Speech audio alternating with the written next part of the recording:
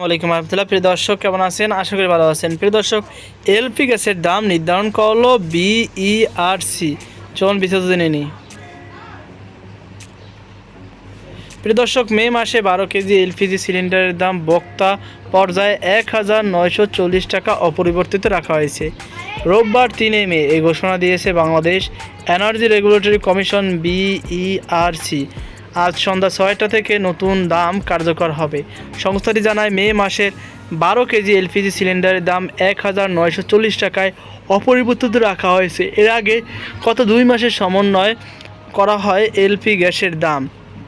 গত 2 এপ্রিল 387 টাকা বাড়িয়ে 12 কেজি সিলিন্ডারের দাম করা হয় 1728 টাকা। এরপর 19 এপ্রিল 12 কেজি সিলিন্ডারের দাম 212 টাকা বাড়িয়ে 1940 টাকা নির্ধারণ করে বাংলাদেশ এনার্জি রেগুলেটরি কমিশন। এদিকে রোববার 3 মে মাসের জন্য ভোক্তা পর্যায়ে 2 পয়সা বাড়িয়ে অটোগ্যাসের মূসক সহ দাম প্রতি লিটারে 89 টাকা 52 পয়সা নির্ধারণ করা হয়েছে। এর আগে গত মাসে 2 বার সমন্বয় করা হয় অটো গ্যাসের দাম।